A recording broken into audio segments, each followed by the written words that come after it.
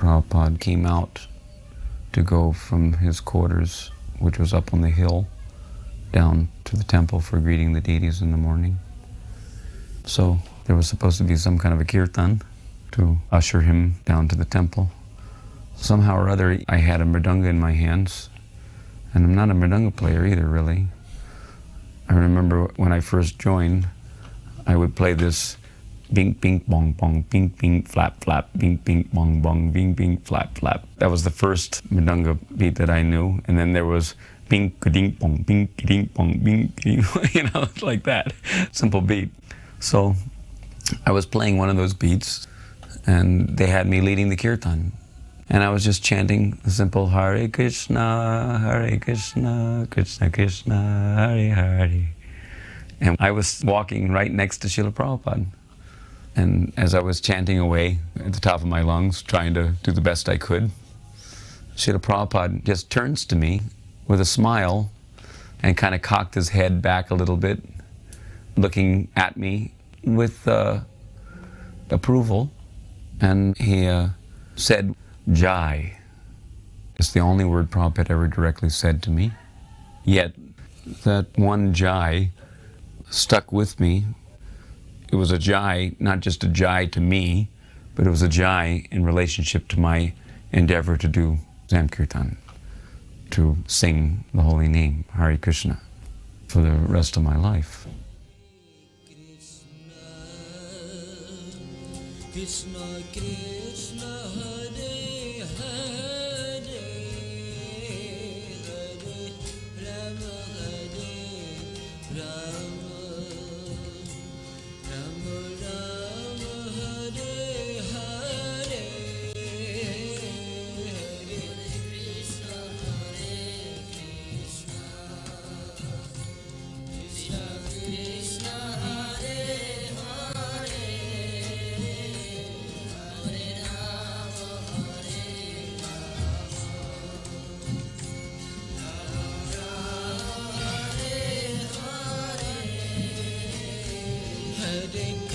Hare Krishna Hare Krishna Krishna Krishna Hare Krishna. My name is Rama Roy Das. We're going to attempt to speak some of our memories and thoughts, realizations about Sripad Aindra Prabhu. This is the 6th of September, 2012. And we're at 26 2nd Avenue, the place where it all began, Srila Prabhupada's original Krishna conscious temple. And myself, over the past, now into the 6th month, we've been performing for Aindra Prabhu's pleasure a daily Harinam 7 days a week here in New York City, particularly in the Union Square Park for 4 hours every day. It's a little vague, you know, because when I joined the New York Temple, there were a lot of things going on, but I used to come to the Sunday feast, you know, just for the prasadam, of course, you know, because in those days, you know, we were not following any principles, so we were, from getting the munchies, you know, coming to the temple, fill our bellies with prasadam. That's how it all started. And that's also how I met Aindra, because he would do the bhajans on Sunday and often, you know, outside. And he knew that I was a musician, so he engaged me from the beginning. So this is actually a very important point of the mercy of a Vaishnava, how Srimati Radharani's mercy works through the devotee. Even though I was new, he engaged me, he gave me the mridanga and started playing, even though I didn't know any systematic rhythms, but because I had feeling for music, I was able to improvise, you know. But he really liked that because I could really, give him, you know, what he needed to crank up his kirtan, you know, to make it more ecstatic, you know. So that's how it started. So even though I didn't know it, I was engaged in bhajan at that time, you know, which is actually the highest thing you could do, you know. That's my realization, but at that time I wasn't conscious of it. Aindra Prabhu came to the New York Temple in the spring of 1981. I had been a devotee for just 3 years. I was 22 years old. And that temple at the time, from March 1981 until October 1982, was 846 7th Avenue, one of the properties that was purchased from the selling and dissolution of the 340 West 55th Street Temple. It was a 3-story building in a very good location, right at the top of the Times Square Theater District, but the building was extremely small and ridiculously inadequate for the needs of the New York Yatra. So it was a very much distressed and rather crisis-ridden environment and situation that Aindra came to, and he came with the single intention of performing daily Harinam Sankirtan in New York City. So at that time, he just had some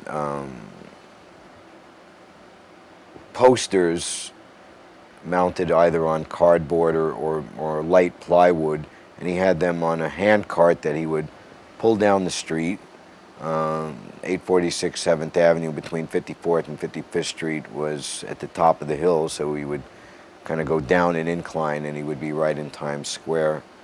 And devotees who would assist him at the time were one godbrother named Rasatala in particular. At that time, myself and some godbrothers, all initiated by Sasrup Maharaj, who was the appointed guru for the New York Yatra at the time, we had begun a Back to Godhead magazine collecting party, because at that time, Back to Godhead magazine was not so much favored by the managers of the BBT as a tool of mass street distribution, as it was during Prabhupada's time. New books were being made, such as Coming Back, Chant and Be Happy, Higher Taste, like that. It was an attempt to try to present Krishna consciousness maybe in a different way. So Back to Godhead magazine was not being funded, and it was ultimately in danger of not being printed anymore. So Satsvarup Maharaj, who was the editor-in-chief, appealed to his disciples, ourselves in New York, who were very good collectors, to collect money to save BTG. So doing that in the New York Temple, we made a very clear first recipient of all the free BTGs that all the BTGs that we were responsible for paying for, to give to Aindra Prabhu to take out on his Harinam program. The New York Temple, so many musicians join, But when it comes to summer, everybody goes out to play music, And then when it's winter, they come back to join, to stay in the temple, So I wasn't like that, because Aindra's mercy, I didn't go back out in the summer. No, he gave me a taste for the holy name, for the chanting, playing madanga, whatever, accompanying. So this was a New York Temple, of course, is the best place to join, because you can see the difference between Maya and like the spiritual reality, So Aindra, he was quite merciful in that aspect. And I remember before this golden flatbed truck program started, Aindra was working day and night trying to prepare this truck, It was a lot of work. He had all this plastic stuff, that he had to paint gold, and complete design, because it was a whole temple that was going out on a flatbed truck. That means when we came out on Harinam, he had to build, set up the temple. It's not that, he just drove the temple in. No, all the parts, that made the truck a temple, that had to be assembled, So it was a whole program, but it was quite ecstatic, because, for the karmis in New York, it was like, wow, a golden temple with Gornitai and devotees making bhajans. In the spring of 1983, after we had been in the Skimmerhorn Street temple, the present New York temple, Brooklyn, Aindra was given a $25,000 donation by the Guru GBC of the time, Bhavananda. And he used that money to purchase a box truck, which is like a small truck that he converted into a North Indian style festooned arched temple in the basement of the Brooklyn temple, which is now a bingo hall slash prashadam hall.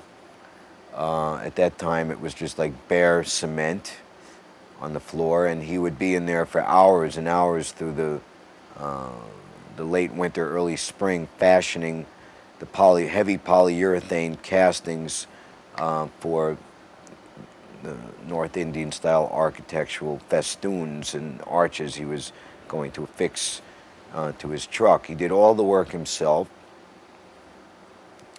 and in the spring of that year he was ready to go, and he had a very wonderful program going out 7:30 in the morning and staying out till 8:30, 9 o'clock, 10 o'clock at night. He got sound permits from the police, and he'd park in all different choice locations around the city: West 4th Street in the Greenwich Village, Bryant Park, 42nd Street, Times Square, Herald Square, 34th Street, 57th Street and 5th Avenue, many down in the financial district, Wall Street area where the World Trade Center was. And he'd also go to areas that had large concentration of Indians or those of Indian descent, such as Trinidadian and Guyanese, Liberty Avenue, Ozone Park, Jackson Heights. I was AWOL, from the American Army when I joined in New York, so I had no choice to hide out in the temple, And actually, I was on book distribution, and they caught me in the Yonkers, and I gave my real identity. So what happened was, they didn't want any Hare Krishnas in the army, so they let me go, So Aindra, when I came back to the temple the same night, I was starving because I hardly ate anything, I mean, there wasn't much you could eat there. So Aindra said, Krishna is testing you. Everybody who joins the New York temple, they get the heaviest test. Just look at Danadhar Maharaj. He also, his parents sent the deprogrammers. They paid deprogrammers for him.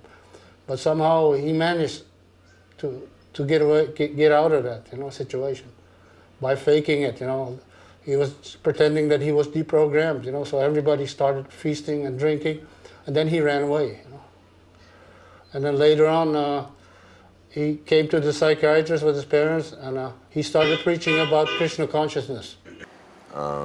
We would also give magazines to Bhakti Tirtha Maharaj, who at that time was just, so to speak, opening up the West African preaching.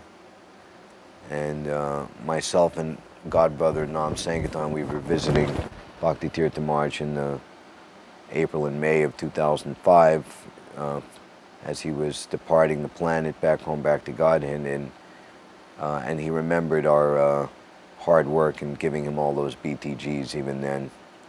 So doing that forged a very good friendship with Aindra.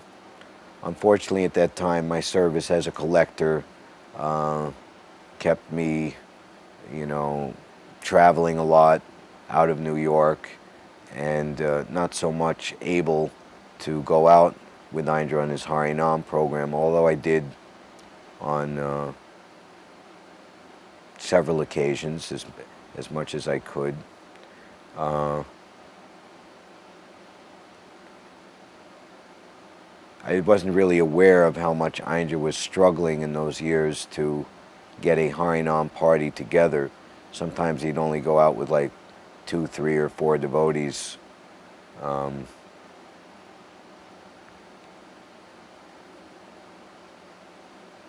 So it came as a surprise to me in December of 1985, one cold day in Columbus Circle. Aindra had his truck set up there. Even in the cold weather, he would go out. He said that I'm moving to Vrindavan and I'm not coming back. And I felt like, wow, why? You have such a nice thing going here. And he related to me his frustrations. And he left. And that was going in January 1986. Of course, that was the glorious 500th anniversary of Lord Chaitanya's appearance year, 1986. And Aindra went to take part in that special celebration in Mayapur. And his actual intention was, in his mind, was to start a similar type of program that he had in New York with a mobile preaching yatra. But circumstances were such that when he went to Vrindavan and he saw there was no 24-hour kirtan going there, and he was inspired by one elder friend and associate of Prabhupada, Bakaji. He was like the accountant, and he had a dream where Prabhupada appeared to him and said, "Why is there no 24-hour kirtan in my temple?" And he came to Aindra all upset, fresh from having this dream, with tears in his eyes. And Aindra took it as prophetic that out of all the people he could be telling about this dream, he came to me to tell me about this. And I got so much caught up in the emotion, his emotion, that Aindra is saying, also started to cry. And he took it as a sign that Prabhupada wants him to start the 24-hour kirtan. I ended up getting initiation from Harikesh Maharaj because he came to New York at the time. And so I ended up going to Switzerland to get initiated. But I didn't come back to New York afterwards. I ended up staying in Switzerland and in Germany. And Aindra kept writing letters or telling the devotees to try to get me there, But I met Aindra in 1986 in Mayapur, my first time in India. And I got the Brahman initiation during that time. And what was funny, he recorded some melodies for me on the harmonium because he knew that, of course, I'm going to end up singing bhajan also. So he wanted me to start learning. And then he told me he had a plan to make a bus, like Radha Damodar, bus traveling around India, just doing kirtan.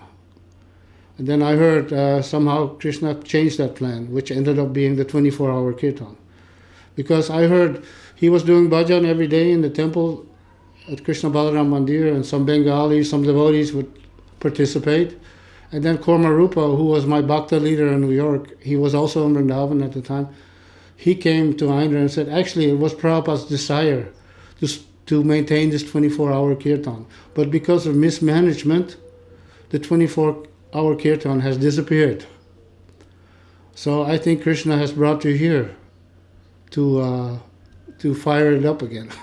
So that's why Aindra came there. But afterwards, he used to write me a lot of letters, or not letters, but notes, to devotees in Germany. Tell Gopinath to come and help me. When is he going to come? And for me, it was difficult because as brahmachari, I was not a good collector. So, I was really dependent on the temple to give me the money to go to Vrindavan. Without that mercy, I would never have been able to join 24-hour kirtan. But it all started with desire, because before Krishna arranged for me to come to Vrindavan, I heard some cassette tapes. In those days we had cassettes. So there was a cassette tape of Nitai. Nitai Das. He was singing this melody, that really, really touched my heart. The famous now, Hare Krishna, Krishna Krishna, Hare Hare, Hare Rama, Rama Rama, Hare Hare. I think you must have heard this melody before. But when I heard that, I was right in Vrindavan. I was putting Gaur Nitai to sleep, on the altar. So Gornitai, he knew exactly. They knew my desire, because my heart was in Vrindavan, hearing this devotee sing like that. So myself, that visit in 1986 was very profound for me, and I made it a very solid determination that I would return to India, particularly Vrindavan, every year. And as a collector, you know, there was no problem with having money. It's just a question of, so to speak, exerting my intention and desire to my quote-unquote authorities of the time, you know. And also by then the movement, at least in North America, had, so to speak, entered into a serious crisis with zonal guru reform and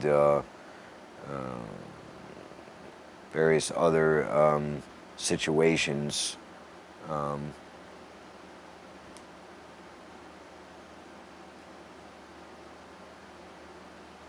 So my intention was I would visit Vrindavan and I would spend time with Aindra every year.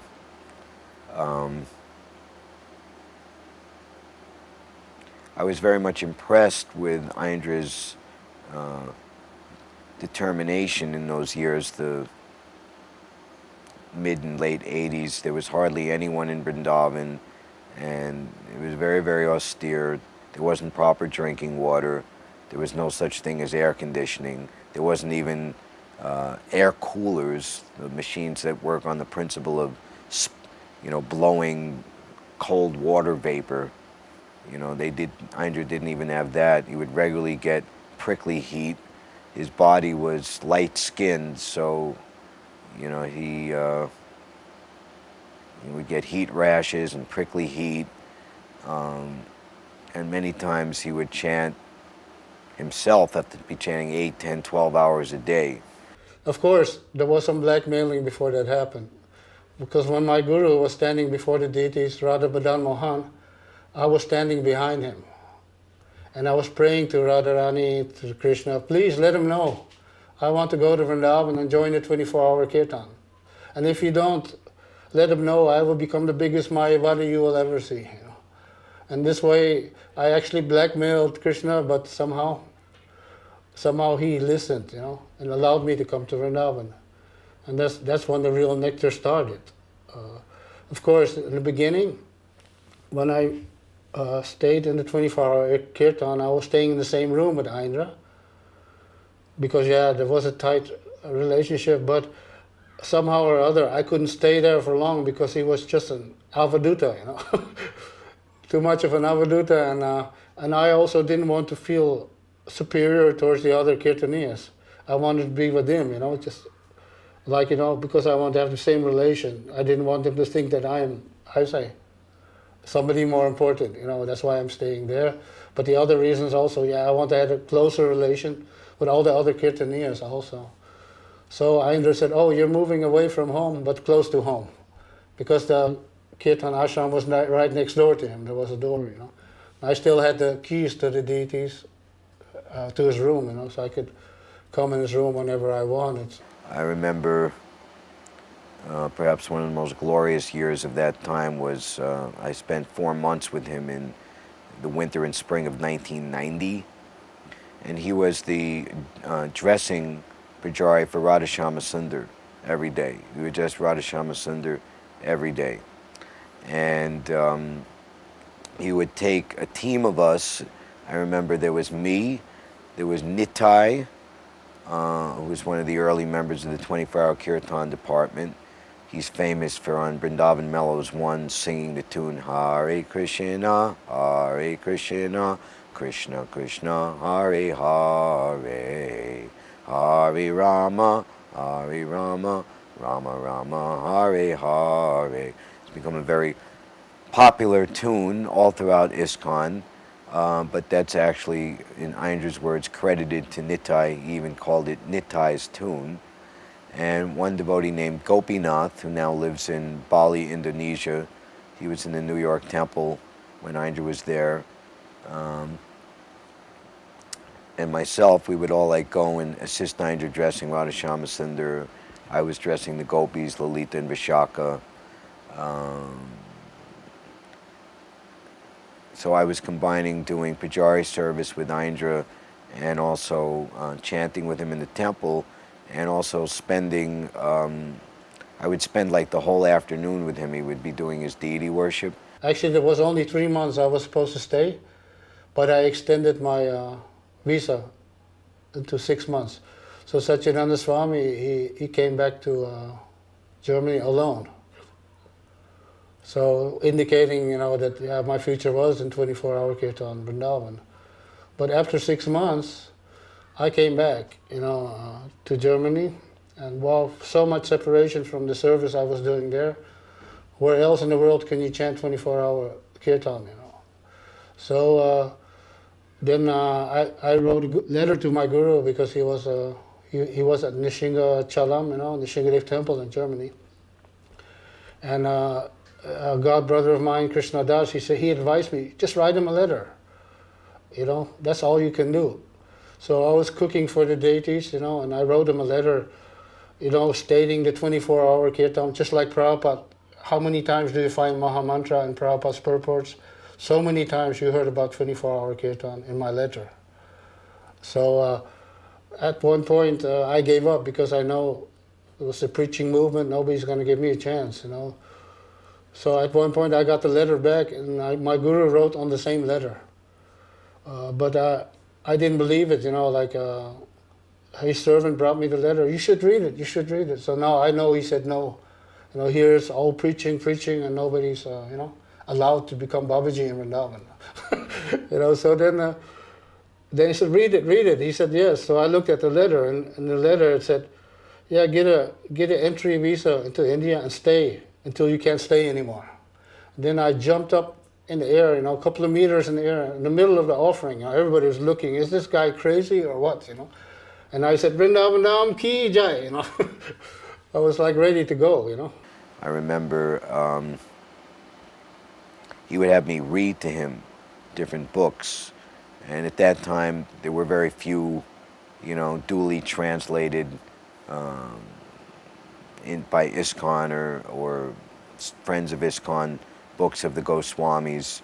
So we were mostly like reading Gaudiya Math translations, and particularly I remember we were reading Brihad Bhagavatamrita, and Aindra was very much ecstatic to hear that book, and he was very much desirous of understanding his eternal identity with Krishna, and he would express his feelings and determinations, and I remember he would cry. It was very, very powerful. That became a service that I did for Aindra over the years, reading to him physically, in his presence while he was doing his deity worship, and also he commissioned me to read and record many of the epic Goswami literatures, particularly Govinda Lilamrita, Krishna Bhavanamrita by Krishnadas Kaviraj Goswami, and Srila Vishwanath Chakravarti Thakur in particular. The Astakalya Leela books, these are the two most important. Aindra was very, very fond of hearing Radha and Krishna's Astakalya Leela. Also books describing the intricacies of the Madhurya Ras, most especially Ujjvala Nilamani by Srila Rupa Goswami. Ananda Vrindavan Champu, of course the plays by Rupa Goswami, Vidagna Madhava, Lalita Madhava. I read for Aindra the complete 17 Sataka Vrindavan Mahimamrita by Prabodhananda Saraswati. Also, Aindra was very fond of Mukta Charita, the story of the pearls, by Raghunath Das Goswami. Prema Samputa, the love locket, Vishwanath Chakravarti Thakur. I have some leelas about some Shaligram Shila worship, because sometimes I had to turn in some of my kirtan hours, to do some Shaligram Shila worship. especially if Aindra had to go to Delhi, because we were producing cassettes, for selling to get donations from the bhajan, So sometimes it would take me hours because he had hundreds of shilas, because a lot of devotees, they would leave their shilas with him. We became like the babysitters, for Krishna. We had to take care of all these shilas. And for me, it took me almost half an hour to offer archamas to so many shilas. But that was also a type of mercy. But one shila, one Shaligram shila was not worshipped yet. And I didn't know. So I offered archama, and then later on I heard Aindra said, well, if you worship it, then it's your shila, But then there was another devotee, his name was Premaras, he was visiting Vrindavan. He said, no, it's not like that, It's not like that, You cannot force somebody to accept it, Because in those days I was only into doing bhajan. The only worship I would do, that was kirtan, So that was a short part of that lila. But there was also some more really special lilas I cannot really explain. He had a friend in New York. I remember this Indian devotee. His name was Pradeep, And Pradeep, he once asked me, hey, can you give me this Gayatri mantra, because I need it for my Radha Krishna. I have Radha Krishna deities, And innocently, I didn't have any idea. I said, okay, I'll give you the mantra. I know it, Wrote it down, just give it to him, And then later, I told Aindra about it, Aindra, what he told me? You know what? You just gave him Brahmana initiation. I said, wow, no, that can't be, Aindra would say about his own desire to worship so many deities. At the final count, he had, I believe the number is, it's either 2,900, 29 some hundred Shalagram Shilas, and 28 other deities, Govardhan Shilas, his Nitai Sachi Sutta, his deity of Radharani, his original deities of Little Gaur Nitai, and then later he made a deity of Janava, and Prabhupada and Bhakti Siddhanta. Actually, Prabhupada and Bhakti Siddhanta and his small Gaur Nitai deities were with him on his preaching yatra in New York City, and they came with him also. Those were his original deities. So he was saying that my desire, because I worship my deities for minimum 3 to 4 hours every day, so this gives me a chance to hear about Krishna's pastimes. And indeed, of course, his own realization and spontaneous awareness of Radha and Krishna's Astakali Leela, that certainly was there in his perfected consciousness. But in terms of hearing the Goswami literatures again and again, repeatedly and repeatedly, he practically memorized them. And this is interesting because Aindra would say himself his ability to memorize, it was very poor. He was not good at Sanskrit. He would have someone else read the verse if he gave class. During the time 1999, 2000, 2001, under the administration of Mahaman Das as the temple president of Vrindavan, and also the natural place in the daily Bhagavatam reading in the temple room was the 10th canto. Aindra gave many wonderful classes on the Rasa Leela chapters 29 through 33 of the 10th canto. There's some very treasured recordings of those classes.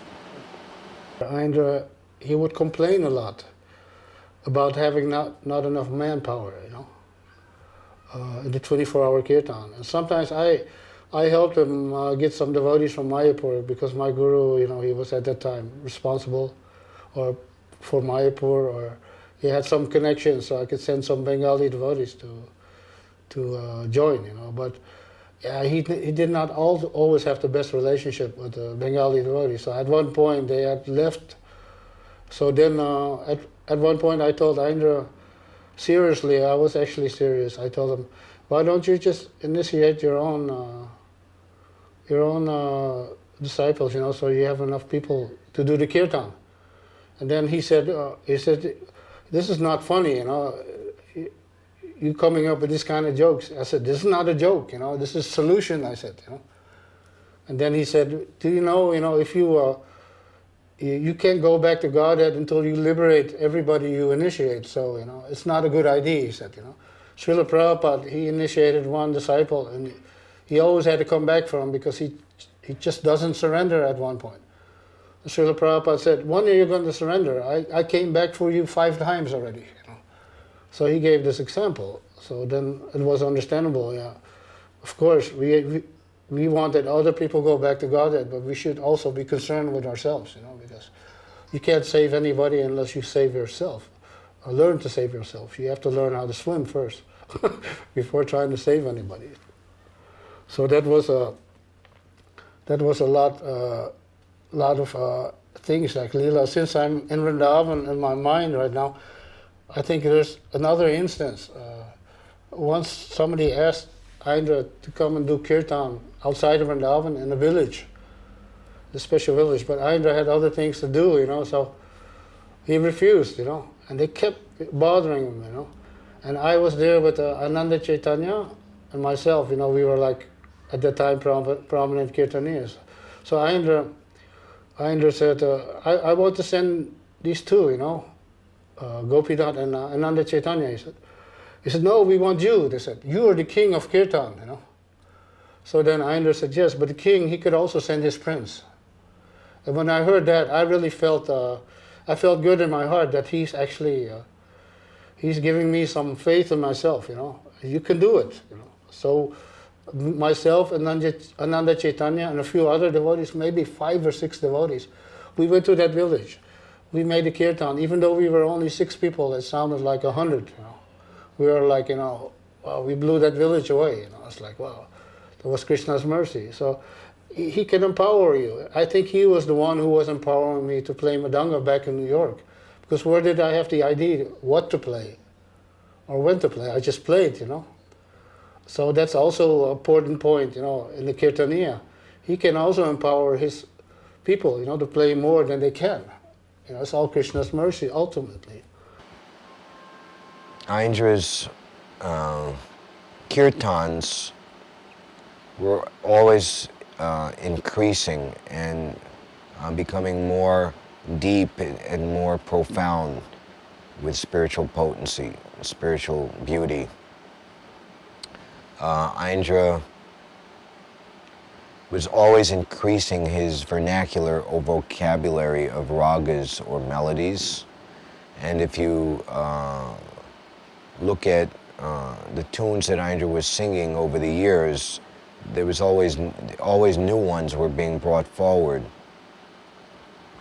Aindra would either discover a tune or compose a tune or a combination of both of a particular tune, and he would relish the bhav of that tune for some period, usually, months or part of a year.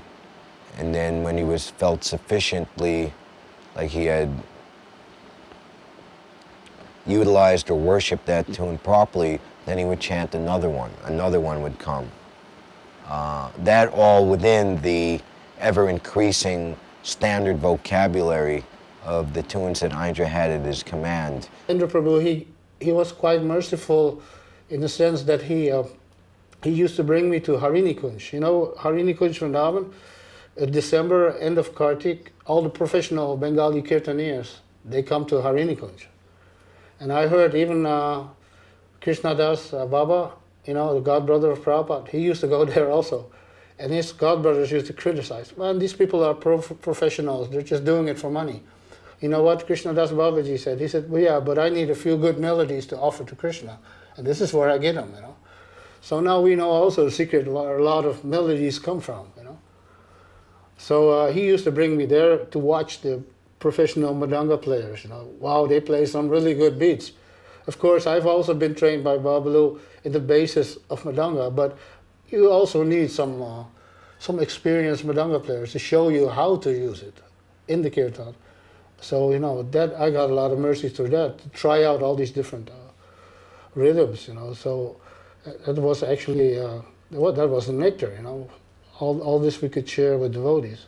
And he always used to give me, like, I used to go to Radhakund every Ekadasi to do bhajan with the Babajis, you know. And he always gave me the fare or the money to go there because he knew it was important for my spiritual development to do kirtan in other places also. Bhajan, to get association, you know, of Gaudiya Vaishnavas. So that was very nice of him. He also encouraged it, you know, because I used to go and devotees used to come with me, but at one point, you know, I was going alone, like, you know, to be steady in your bhakti, you have to be determined, even if you go alone. It's very important. So there are a lot of, we've been to a lot of these leelas. Oh yeah, there was also a special leela with his shaligrama. He told me that personally. Aindra, he really loved his Gopal shaligram, big shaligram shila, you know, painted with eyes, and it looked very sweet. You know, one day Aindra, he was feeling so much love for his shaligram shila. He said that he grabbed the shila and wanted to put it to his head, you know. And then Aindra said, you know what happened? Well, shortly before I could put it to my head, he seen these two eyes from Gopal looking at him. You forgot to do your archam. You know? So then Aindra said, sorry. So Aindra did his archam, and then these were all like personal things that were coming upon us, you know. So he used a lot of these examples. I mean, I remember one time we were doing bhajan, 24-hour kirtan, and you know, I'm like on the madanga. Sometimes I like to experiment or like to play, like, you know, all the rhythms, you know. And one time he said, "Yeah, you're just like the drummer from Jimi Hendrix, you know, Mitch Mitchell. He always has to do a drum solo before he gets into the song, you know, because to get it out of him, you know, to get the passion out, you know." And then I looked at him, you know, and then he looked at me and smiled. I knew that would get you, you know. Being in kirtan with Aindra was very much like being on an adventure.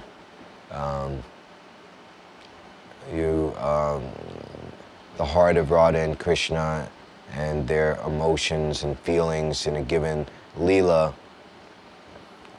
that was being manifest in Aindra's kirtan. And especially enjoyable was when Aindra would do kirtan at a time when there was no time limit. Like his standard time to do kirtan was prior to the Gora Artik in the temple, which in the wintertime would stop at 6:30 for the Artik, or in the summertime at Shiva Ratri to the first day of Kartik.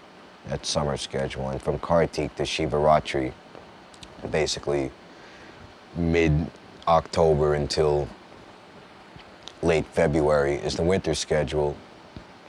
So he would ideally like to come for an hour, but invariably he'd be late. Sometimes he'd have to like reform himself. If it got down to like 20 or 25 minutes, he'd have to snap out, all right, no, like that. But on times when,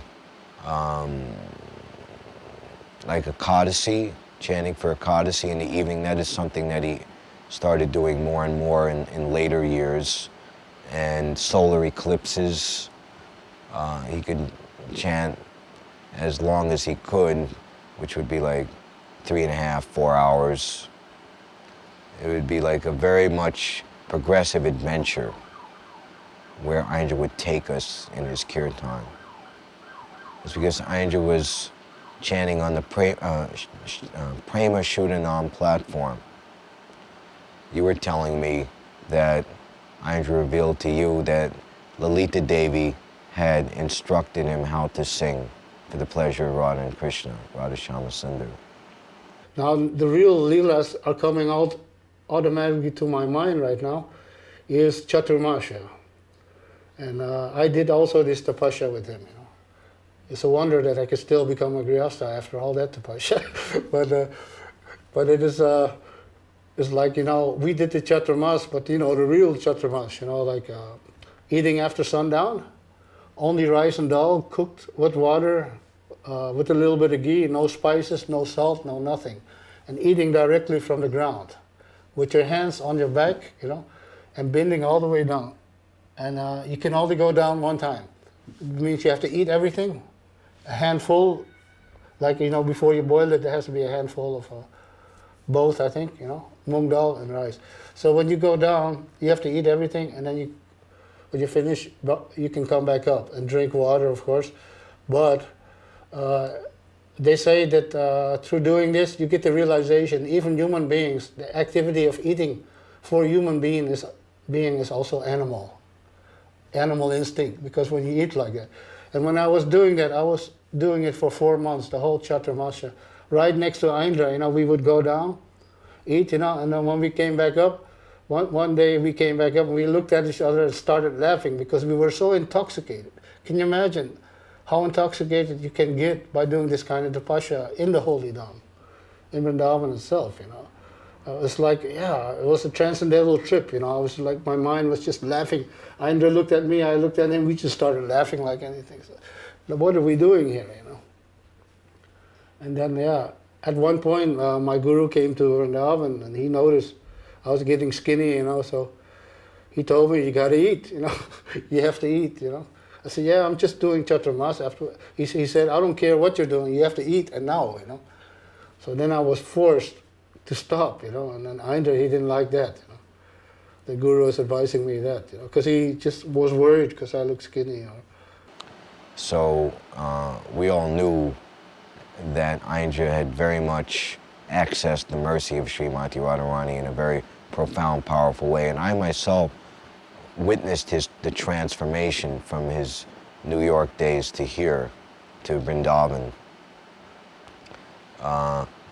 Two of my godbrothers who were with me on the Back to Godhead magazine collecting party, giving the BTGs to Aindra in the early and mid-'80s, they had not seen Aindra since he left New York for the first time 20 years later in 1986.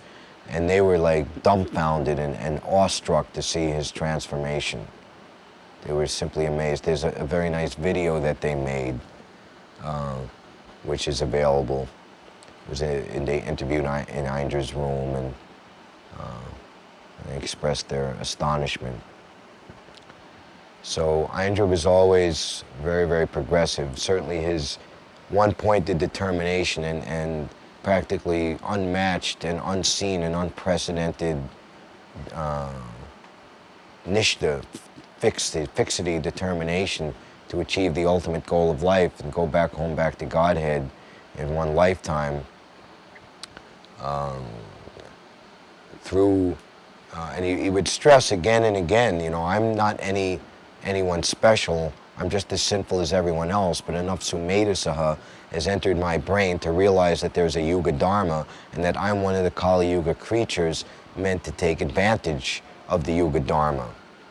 Yeah, of course, he spent a lot of time going to buying flowers. I don't know, in the end, people were bringing him the flowers, but he used to go to the market all the time. And he used to dream. He dreamed that he was in that he was in New York buying flowers for Krishna in Vrindavan, really strange dreams like that. He told me about it. And it was like, I also dreamed a lot of Vrindavan shortly before he left also. So many times I was dreaming I was with him in Vrindavan. And even while staying in Vrindavan, I used to dream that I was sitting down in Krishna Balaram temple doing 24-hour kirtan. It's like you completely get brainwashed. It's like, I remember this dream. I think I just came back from the West, and I was doing bhajan, 24-hour kirtan, but it was in a dream. And then I was sleeping in the kirtan ashram, actually. And then I also dreamt that I was on my way trying to reach Vrindavan and afraid to miss the plane or whatever. It was a complete stress situation. And then when I woke up, then I realized, I'm in Vrindavan.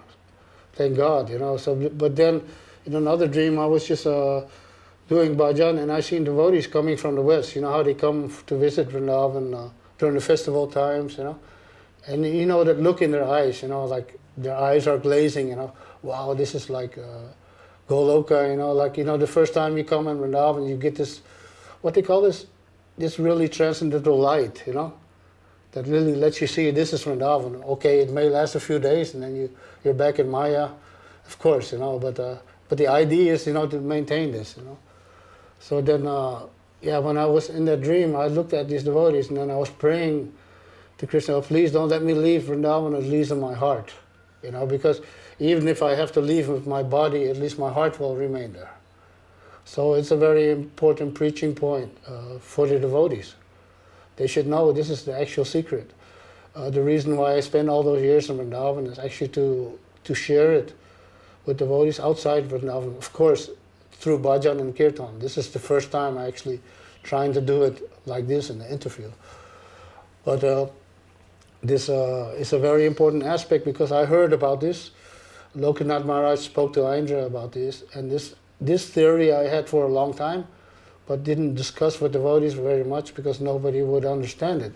But then when I heard that Aindra said to Lokanath Maharaj that in a dream he seen Prabhupada because he had stopped his book distribution back in America, and he felt guilty, but he was arranging this festival of India.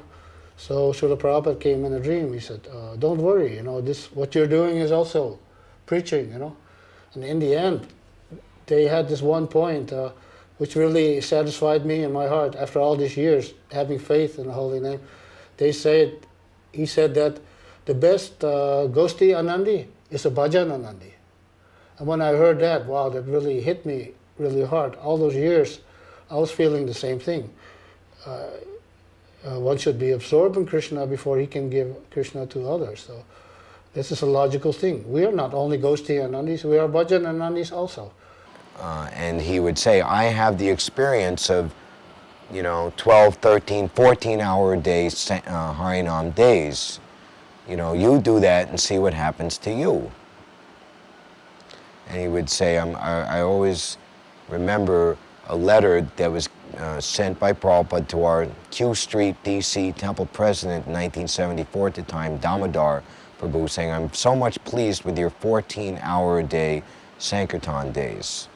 So Aindra had very firm faith and total realization as to the supreme power of the Maha Mantra, and it always disturbed him and made him upset that the Harinam Sankirtan wasn't being kept up as he knew that it should be. There's the famous address he made in Varshana in 2009. Please remember, and I beseech you again and again, please remember, grassroots Harinam Sankirtan revolution. Revolution means revolution. We have to turn this movement inside out, upside down, to do what it takes to bring Harinam Sankirtan back into its rightful place of dignity in the forefront of this Hare Krishna movement. It's so essential for the proper growth of this movement. So myself, having performed, trying to serve Aindra by doing a daily Harinam here in New York City, every day in the same place, we just see how many people are being transformed by the Hare Krishna Maha Mantra. When I visited Vrindavan, after 12 years, I stayed away. You can imagine, that's a long time. As soon as I met Aindra, a 24-hour kirtan, he recognized me immediately, embraced me, asked me, oh, do you still play Madanga? Of course, and then I played Madanga for him. It was more like a reunited type of thing, and then what happened was I wanted to buy a Esraj, but I didn't want to go to Delhi. I just want to spend time in Vrindavan, so I came to the ID. I went to Aindra and said, why don't you let me just give you a big donation and you give me the Esraj? He said, yeah, that's a good idea. So he gave me the Esraj. He put the money at the feet of Gornitai, And then he said, yeah, I have to look for it, because, it's piled up somewhere, in a storage thing, because there hasn't been any people. You know what, Esraj is like a violin type instrument. I used to play for him, even in New York I did. So what happened was he found it, and then I thought, oh, okay, now the deal is finished. So before giving me the Esraj, she told me, can you record some Esraj tracks for my new CD, I said, wow, I guess it wasn't that easy to get it. So then I sat down, then he gave me some melody, I never heard this before. I wanted this new composition. So Esraj is anyway supposed to play behind the melody, but still, it felt strange to try to accompany a melody that you don't know. So you you cannot make any guess, you know. You have to really wait, you know, till the next part of the melody comes. So I helped him, you know, with that recording, and then it was finished. But then again, he invited me up to his room to talk, you know, and he was talking about his Harinam revolution theory, you know, which I was also convinced of. Of all these years, I noticed that the Harinam and the Kirtan sort of becoming like the background. And all kinds of philosophies, you know, everybody wants to become big Brahmanas, and nobody wants to become Vaishnavas. You know. I said, hey, this is completely Maya, you know. I told Aindra, you know, how is this possible? You know, Srila Prabhupada translated Bhagavad Gita so that people would, devotees would perform devotional service. And all the other Bhagavad Gitas, they don't inspire that, you know.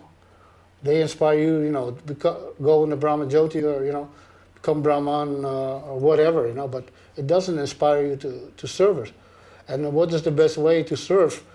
You have to ask Krishna, you know, and that was the Maha Mantra, this Hare Krishna mantra. So I told Aindra, I can't believe this, you know, it was never this way when I joined, you know, why is it this way now, you know?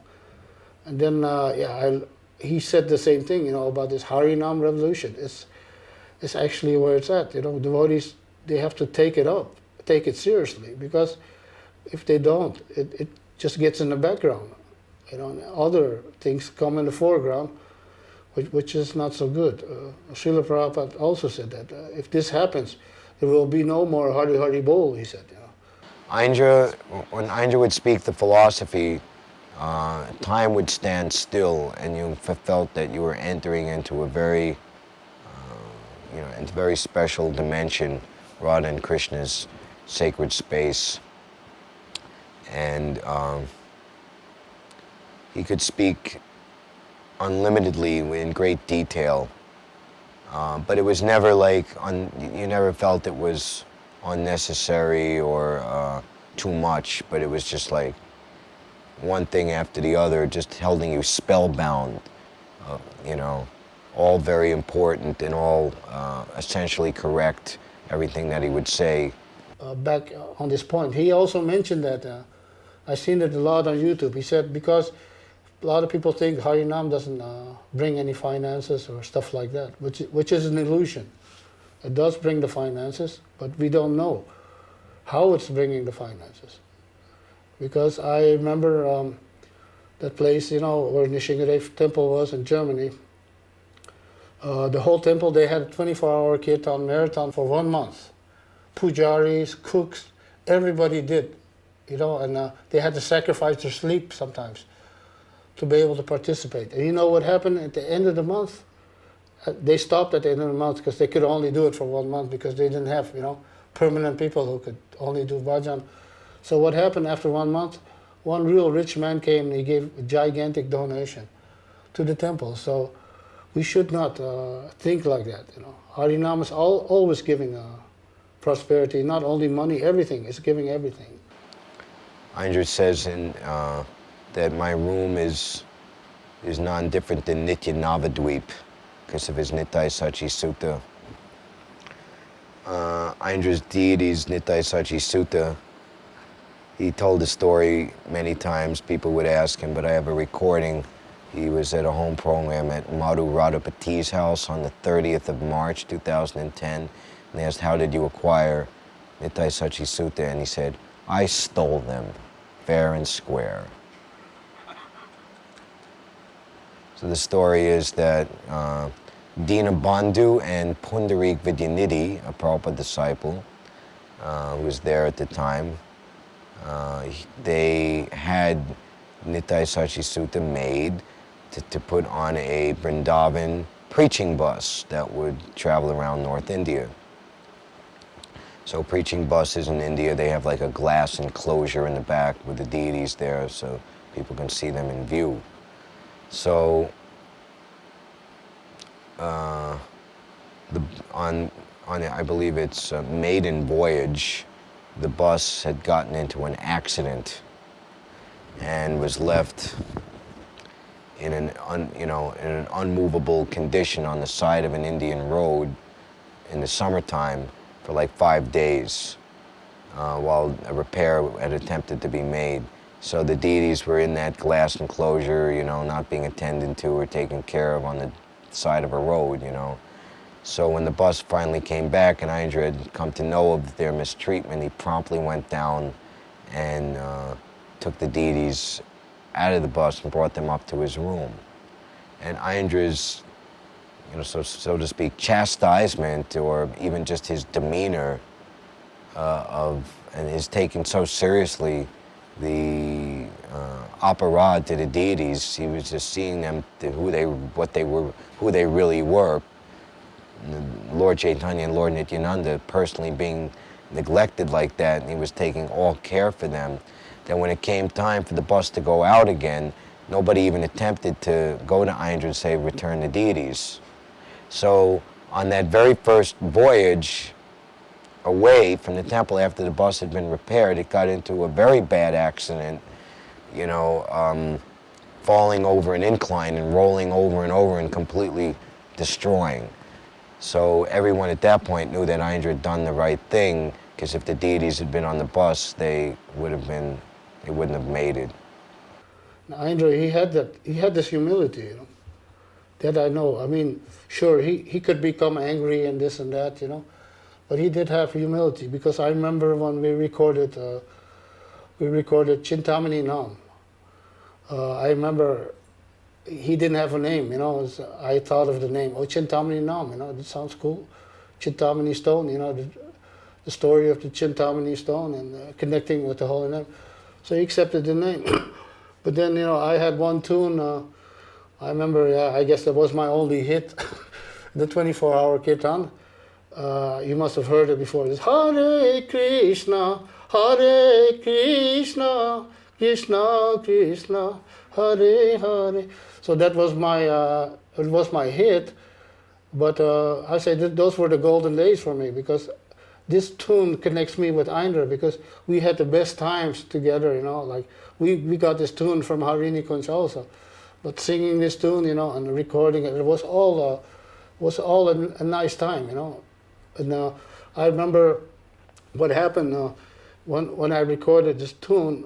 We didn't have anybody to play madanga, you know, and for me to dub the madanga in would be more work. So the only solution was that Aindra played madanga on this recording, you know. So I said, wow, you know, he's playing madanga, and I was like, this is quite. I felt obliged, you know. I was, wow, you know, he never played madanga for me, you know, but in this case he did, you know. Always beg you, please, to Nitai Sachi Sutta, please never leave me. He also, for him, Shalagram Shila was Sham Sundar Krishna. He would say, in answer to the question, why you have so many, he says, there's no limit to how much blackishness I can have in my life. He could do the dressing of Radha Shama Sundar, and then in the recent years, most of the years, he was only dressing on Saturday and Sunday. So he very much missed having that anga sanga, that bodily association, the contact with the limbs, the bodily limbs of Shama Sundar. So Shalagram Shila for him was a way of pacifying that feeling of separation. And he gave a promise to any Shalagram Shila that would come to him, because Shalagram Shila is from Kali Gandaki up in the Himalayan mountains in Nepal, that they've come to be with me in Vrindavan. And I promise any Shila that comes to me will always stay with me. Devotees would come, even very high-ranking devotees, begging for Shalagram Shilas from Aindra, and Aindra would just refuse on that basis. He would never give away his deities. So now the determination of those caring for Aindra's deities on his behalf are also where that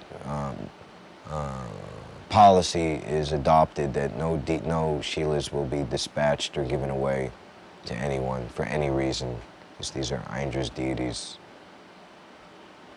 That became a very regular, steady feature from like the late 90s onward, that I remember. After Aindra's kirtan time, after the Gaur Artik, Aindra would return to his room. His kirtan would end. he would stay midway through the arti. He would say at least till the ghee lamp is passed around. And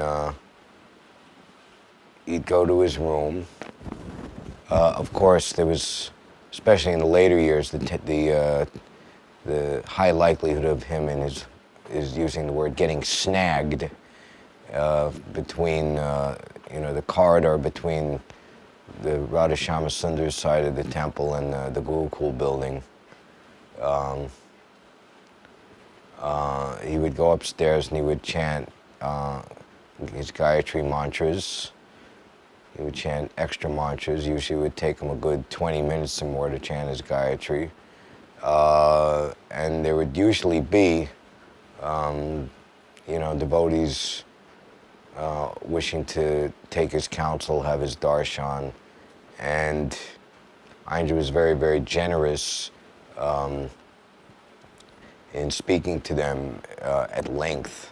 I have one conversation with one devotee. He came at 7:30 in the morning and 7:30 in the evening, and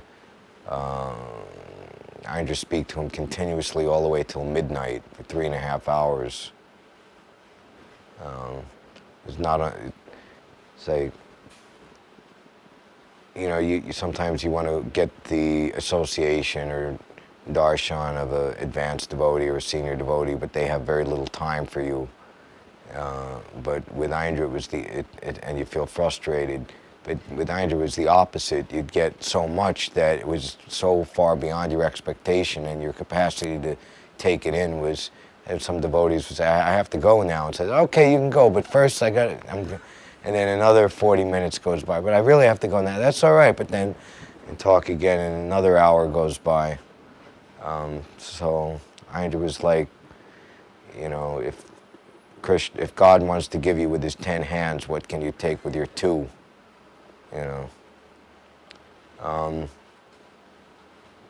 Aindra would always inspire devotees to aim high, to get to the ultimate goal of their life, Krishna Prema.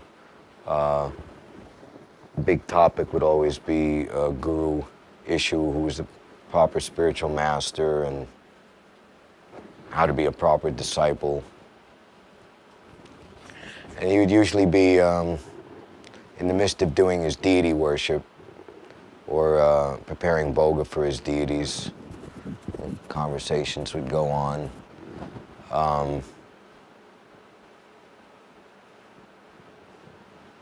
Or sometimes in the evening, we would just go and read. I would read, some nice book out loud, and Aindra would be doing his deity worship, and other devotees would come, and sometimes Aindra would speak some realization or probe more deeply into the subject matter that he was hearing. Created a very wonderful atmosphere of, you felt completely sheltered and completely safe in Aindra's room. And the extraordinary thing about Aindra was that he's on the topmost level of Krishna consciousness, yet at the same time he was very much giving his friendship to you on a very, seemingly equal level. Aindra very much respected and highly regarded his friends, those who chose to associate with him, and he was always very loyal and always concerned for them. Chastised me one time. I remember I was criticizing. You know how it is when you stay in Vrindavan. Sometimes they make this flat rice with curry sauce, but it's like horrible. It's like so dry. To renounce. I used to complain about that. I complained about it. Of course, I was criticizing prasadam because I broke one of my teeth on the stones. That was inside there. So that's confirmed. But Aindra said. He said, don't criticize prasadam, like that. I'll slap you if you do that, And I remember he once slapped a devotee. I was shocked. Wasn't funny. His devotee's name was Om Tat Sat. He's a disciple of Lokanath Maharaj, a very dark devotee from South India. He plays kartals but he has problems playing kartals slow enough, you know. His mind is like, you know, he can't control it, you know. And one time Aindra, he just, you know, he lost it, you know, he just slapped him, you know, and then he started playing kartals normal again. But I was shocked, you know. I said, wow, you know, do that, you know. And he chastised Nitai a lot also, you know, because of the these material desires, you know, that we have. I first said to my wife, she said, "Oh, it's not good to mention this, but somehow I think Krishna wants this, you know, because it's funny. It's like Nitai used to study a lot of Sanskrit, you know, and then Aindra, he came with this, you know, heavy, you know, quote, say, yeah, this Sanskrit doesn't help you control your genitals, like he said like that, you know. Yeah, Nitai, he looked away, you know, like Indian devotee, you know. Of course, he was right, you know, but it came at a very like time that you don't expect it. I mean, usually he comes at that time. I remember during Prabhupada's, I think, when is that disappearance, where all the Prabhupada disciples, they make their speech? Disappearance, or not? I think, yeah, it's usually in Kartik. So during the disappearance, I heard like that Aindra, he came up, you know, and he said, this was really heavy, you know, I mean, I don't know how he came into the subject matter, but he said, Srila Prabhupada said to the GBC, he said, the difference between me and you is if I walk into a room full of pretty naked women, I don't get agitated, he said. You know, and then when, of course, people, they were startled to hear this, but he often gave lectures also like that. When I joined in New York, he once said, that when you become a grihastha, it's just you know, like a perversion of you want to be Radha and Krishna together. Well, he's right about that. And I'm a grihastha. I don't feel any guilt about that. You know, that's what grihastha means. If you see in India when they marry, you know, the man, he looks like Krishna and the woman is dressed up like Radha. You know, it's like Lakshmi Narayan.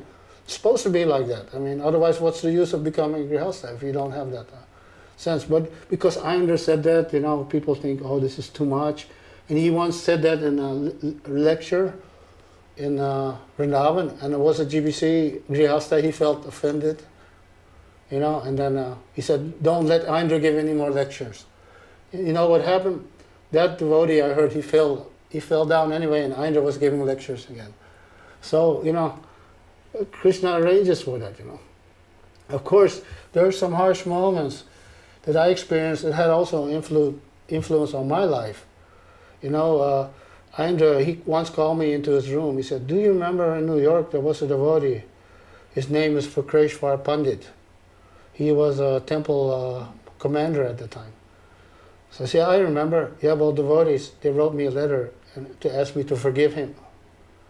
Then I said, forgive him for what? You know, and then Aindra told me what he did. And I wish he never told me this, because it also had a bad influence on me.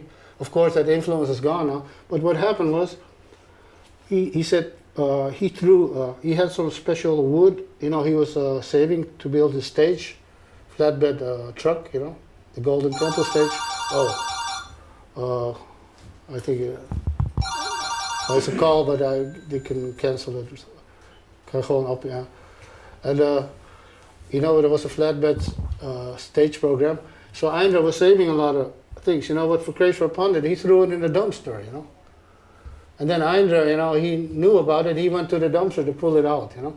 And then for Kreshwar Pandit came, you know, feeling guilty, you know, because Aindra is, you know, pulling this wood or whatever was out of the dumpster. And then for Kreshwar Pandit became, you know, aggressive, like start pushing Aindra on his chest, you know, like bullying him, you know, like, you know, pushing in his chest, you know. And then Aindra, he became angry. He took his Brahmin thread, you know, and he said, I curse you that you don't have any position again, you know, in any temple, you know. And then, and that was the end of that story. And then later I heard, you know, his wife left him, you know, he went completely down, you know. And I think Aindra forgives him because, you know, he's a Vaishnava, definitely. Well, of course, Aindra, he created a department in the temple, the 24-hour kirtan department, and he, you know, in the Gurukul building, it was just like a bare cement floor to sleep on. So Aindra himself, he created,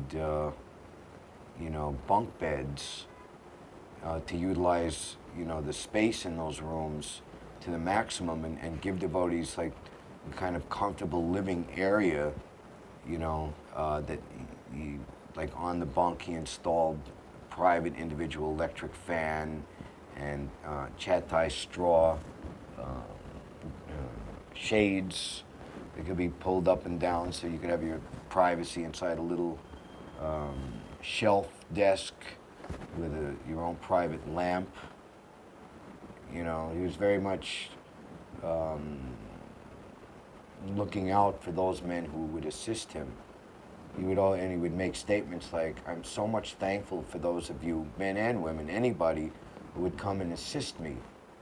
And he, perhaps most notably, was the Sarat Purnima, the first day of Kartik, 2008, where he said that I'm going to join Krishna and dance with him in the Rasa dance, and anyone who has assisted me in this lifetime will also go with me. So that was Aindra's love, that was his offer of eternal camaraderie and friendship, which many devotees took that invitation, and it's very clear that with someone like him, Aindra, making such a statement, you fully believed it to be true, that the power of his words definitely carried the authority and the ability to make it true. That's the ultimate caring, that Aindra wanted you to go back home, back to Godhead with him. But once he does something, he sticks to it till it's finished. That golden temple, that flatbed truck, I don't know, it took him months, before he could get it to work, and put it together. It was like, and it was all, but yeah, he definitely, he would chastise. I mean, when the time was needed. I remember he chastised Nitai one time. It was really funny because this is a special lila, I also found it strange. One day I heard Nitai, every day he sits behind the harmonium, and what does he sing? It's just Hare Krishna, Krishna Krishna, Hare Hare, Hare Rama, Rama Rama, Hare Hare. That's all he would sing, And then Aindra, one time he asked him, "Why are you doing this?" "Yeah, I want to, just chant pure, all these ragas, they are making me, they are too much for my mind, and And then Aindra said, "You're not chanting these ragas for your mind, you're chanting them for Krishna. It's for Krishna, not for you, So then finally Nitai is singing his usual, routine, because it was also getting boring, This guy could sing some nice tunes, why is he doing that, Why is he only singing this one melody, So yeah, Aindra, he was always, always arranging things, according, so it fits together, like, a lot of times he would tell Nanda Chaitanya, "Give the madanga to me and you got to sing," because he was better at singing at the time. Or, when I joined the 24-hour kirtan, he noticed I like to sing, Rag Malkuns, it's like the pentatonic, like blues raga, where the blues actually came from. So he said, "Okay, we put you in the evening and the night because I know you like to get into this type of chanting, So like he was always taking care of it, and we also cooked our own feasts a lot in the ashram during special occasions. He was really. I remember once I made some fried noodles for him.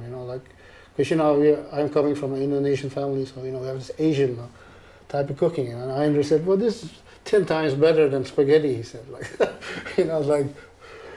It's like, of course, the Italian devotees, they were insulted, they were thinking, "No, this is the best." They would, they would argue, "No, we're the originals," I said, "No way." I said, and because they used to bring this to the ashram, They would cook for us, the Italian devotees, cook spaghetti for us or whatever, They used to call it Gandharva Loka.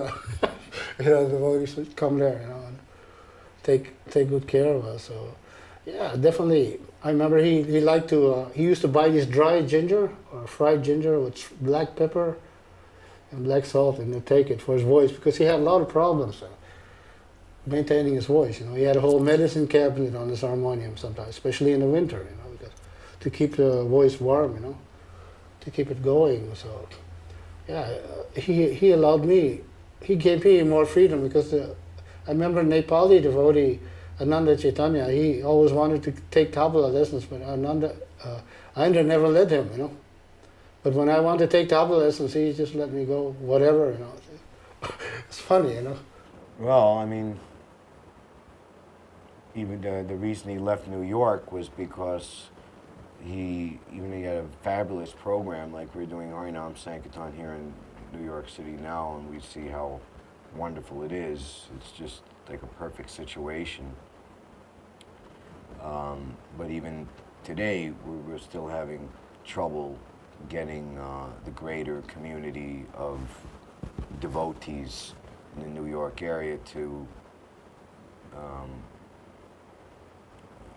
in a big way, cooperate together to make this Harinam Sankirtan as powerful and as beautiful as it could be or should be.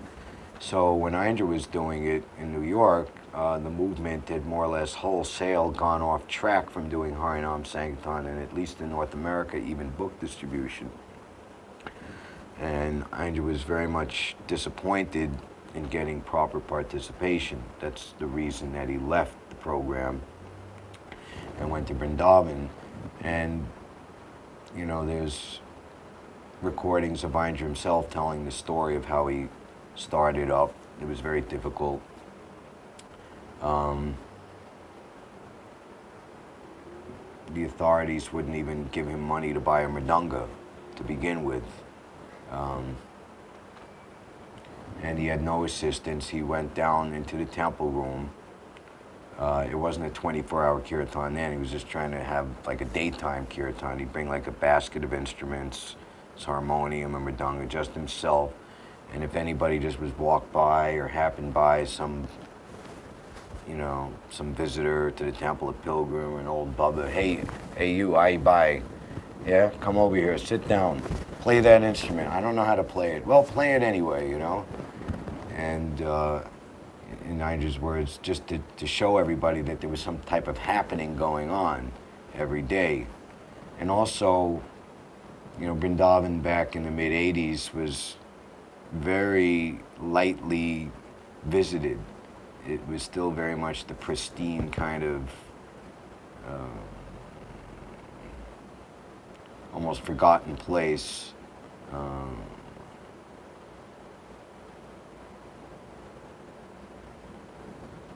So the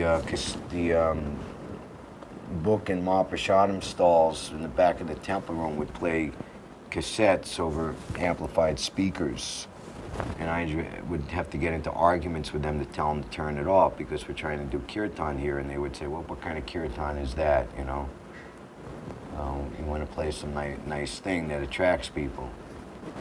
But anyway, slowly but surely, different devotees joined, tried to help Aindra, and so much so that fairly quickly, within like 6 months, from like March 1986 to September, October of that year, they established the 24-hour kirtan as an actual functional entity that would keep kirtan going 24 hours a day. And, so many struggles were there from the physical elements. It was very hot. Aindra had a light-skinned body. He would get heat rash, prickly heat, and there wasn't air conditioning or even air coolers. There wasn't proper generators for dealing with the cutoff of the electricity. And Aindra was living on the 3rd floor of the Gurukul building. In his words, like turning on the fan, blowing that hot air from the ceiling of the 3rd floor in the summertime was like, like having a fire-breathing dragon blowing on you, And, devotees coming and going. Also, for foreign devotees, non-Indian devotees, there's always visa problems. Aindra himself, he had to leave India in 1994 to go to Nepal to get a new visa after being there for 8 years. And that was actually the only time that he had to leave Vrindavan. That's when he started his Shalagram expansion. He brought back 30 or 40 shalagrams at that time. Actually, Aindra's desire to get citizenship was based on a very strong desire to never have to ever leave Vrindavan. And of course, that was one of the main reasons for not wanting to leave Vrindavan, beyond his own personal attachment to Radha Shyama was that he could protect the Harinam program. We saw many devotees as Vrindavan expanded and different buildings and housing projects and land was acquired and built will get their own places. But Aindra, practically speaking, was the only Prabhupada disciple that remained living in that Gurukul building. And one of the main reasons, he said, was I have to be right here so I could hear the kirtan.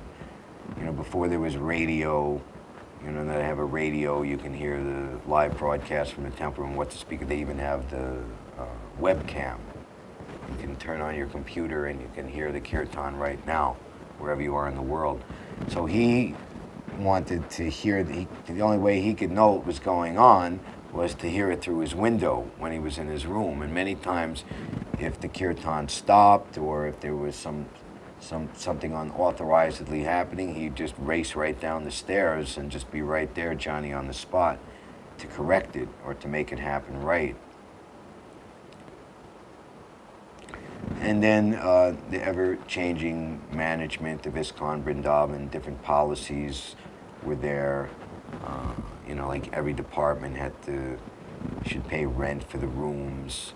And, you know, the 24-hour kirtan department was not a money-making department, you know, what to do. And Aindra was faced with having to accumulate money to pay for rent and pay for prasadam and so many things.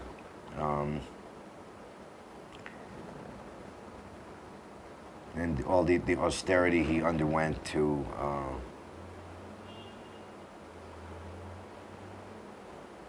make Vrindavan mellows, Chintamani Nam. Practically speaking, you know, all the anxiety and austerity that he took was on behalf of making the 24-hour kirtan department a complete success. Like, you know, I remember some devotee, he gave me what they call this cut, you know, that they offer to Krishna, this oil, you know, scented oil, you know. And devotees left, you know what I did with it? I took the scented oil and I closed one nostril and sniffed it, you know, like it was drugs or something, you know. They were laughing, you know, but then I realized, actually, we have to be desperate, you know, just like somebody who's desperate, somebody who's like, you know, hooked on it. We have to get hooked on Krishna like that, because he's taking us out of the, like he took me out of these hellish streets of New York, you know, somehow or other, you know, and so many people, you know, but not everybody gets that. And directly next to Aindra playing Madanga, right, as a new devotee, actually a bhakta, you know, and this is quite unlimited mercy. We cannot, I say we cannot grasp it. What he was on the planet, we cannot appreciate. But when somebody leaves, and immediately, I was very shocked, of course, to hear about 2010. You know, I was just putting something on YouTube, you know, from Kirtan, and then some devotee said, "Oh, sorry, but you're lost," you know. And I was saying, "What are they talking about? What loss? I didn't lose anything," you know. And then later on, I heard the news, you know, and I was like devastated. You know. I was on my way to Bali. You know, and then when I was in Bali, we also celebrated a lot, spoke a lot about Aindra Prabhu, you know, and his Baba mood, you know. Definitely he was in that mood, but what we call the Baba mood or whatever you want to call it, you know, Bhajananandi. I remember once he asked me, would you like to manage the 24-hour kirtan so that I can do my bhajan, you know, just get absorbed. I said, I would like to, but I'm not that kind of, I say, a manager type of person. I'm also into bhajan, you know. It's very important. Your own bhajan, your individual bhajan plays a big role, even as a preacher, you know. So it's very important to cultivate that. But one thing for sure, he did give an example of the Yuga Dharma, and of course, he also distributed books, and he did the service, in the West, and I was amazed that he stayed in Vrindavan that long. I mean, I was there for some time, but the time just went by so fast, because there you don't have any conception of time. In Vrindavan, you only need to sleep maybe 2-3 hours. That's okay, You try this in the West, you'll be dead. It's like but there it's like that. It's the sweetness. If it wasn't for this 24-hour kirtan, what service would I do in Vrindavan? I mean, I would be afraid to do any service. All the reactions you can get, chanting the holy name. It's like it's the only thing you can do where you actually feel safe. Unless we're fully self-realized, we're invariably materially attached, which makes us, disqualified or unfit to truly value the association of a pure devotee when they're present. So, a large part of serving and trying to associate with a departed spiritual master, Vaishnava, pure devotee when they leave, is a very powerful process of purification, transformation. It's a very, for one who's sincere and accepts and wants to continue their Krishna consciousness, they have to accept the powerful anartha nivritti process that fire of separation will put them through. So, in the case of someone like Aindra, who was so amazing and advanced that, practically speaking, it was beyond the belief, the position that he had attained or the level that he was on, to most devotees. Oftentimes, pure devotees are misunderstood, neglected, or even offended. Ultimately, Srila Bhaktisiddhanta Saraswati Thakur said this material world is not a fit place for a gentleman. Why? Because somebody who's actually a gentleman, a paramahamsa, they're not meant to be in this world. So Aindra very strongly desired to go back home, back to Godhead, to be with Radha and Krishna, to serve them eternally. He always was very keen to recognize the compromised position of having a material body and being in the material world. He wanted to rectify the condition of himself, in his own words, having a rotting stool bag-like body of an Aindra Das as soon as possible. He would even say, back home, back to Godhead, ki.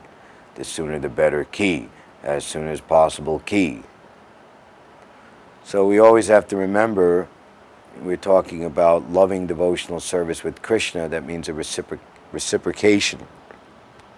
Samoham sarvabhuteshu, Krishna in the Bhagavad Gita, 29th verse of the 3rd chapter. Prabhupada says, in the impersonalist philosophy there is no reciprocal relationship, but in the personal philosophy there is. So Krishna, from his side, wants someone like Aindra back home, back to Godhead, also as soon as possible. We want to have a proper crew here. We want to have properly qualified devotees here to conduct the mission of Srila Rupa Goswami. Was established within the material world, the order to fulfill the desire of Lord Chaitanya. We wish to have such devotees here, but Krishna wants qualified devotees with him. So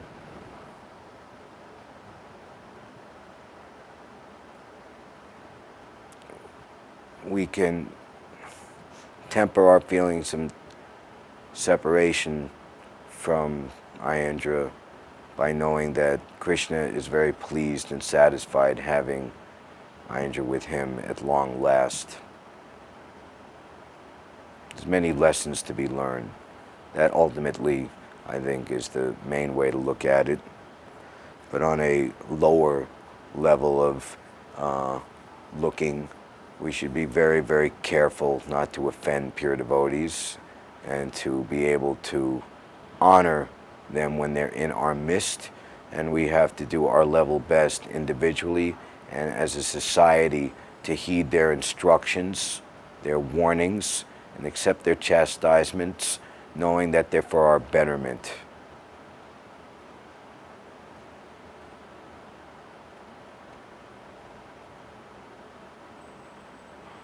Aindra, he was saying, I've said it so many times, I could shout it so loud till your ears pop off, and I'll probably keep telling you to the day, saying it till the day I die. Hari Nam Sankirtan. We have to place Hari Nam Sankirtan back into its rightful place of dignity in the forefront of this Hare Krishna movement. It's so essential for the proper growth of this movement. Otherwise, we get a deformed child. We don't get the desired result. Aindra would say, I'm just as sinful as everybody else. I'm nobody special. But I have the experience of doing 10, 12, 14-hour Sankirtan days for years and years.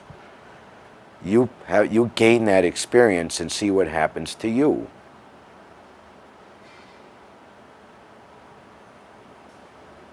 So Aindra's most powerful and important lasting legacy for everyone is to take up Harinam Sankirtan. It's not Aindra's idea alone. It's not even just Prabhupada's idea alone.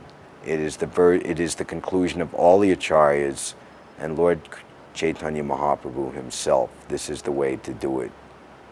So if we want to remember Aindra, we want to hope to gain his association again and be with him in the Nitya Navadweep and Nitya Nikunj of Radha and Krishna eternally, then while we're in this world, we should perform as much Harinam Sankirtan as possible. It's a very easy thing to understand.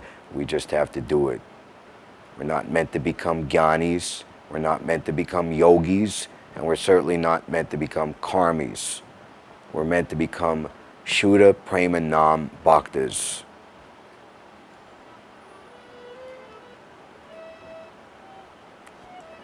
Hare Krishna. Sripad Aindra Prabhu Ki Jai. Nitai Gaur Premanandi Hari Hari Bol. Yeah, this was the melody he wanted me to play Esraj for, you know. Actually, I picked it up at one point. It's a very sad tune, but it reminds me much of him. Oh, I have to move the microphone back a little bit. Okay. It's like Hare Krishna, Hare Krishna, Krishna Krishna, Hare Hare, Hare Rama, Hare Rama, Rama Rama, Hare Hare, Hare Krishna, Hare Krishna, Krishna Krishna, Hare Hare, Hare Rama, Hare Rama, Rama Rama, Hare Hare, Hare Krishna, Hare Krishna, Krishna Krishna, Hare Hare, Hare Rama, Hare Rama, Rama Rama, Hare Hare, Hare Krishna, Hare Krishna,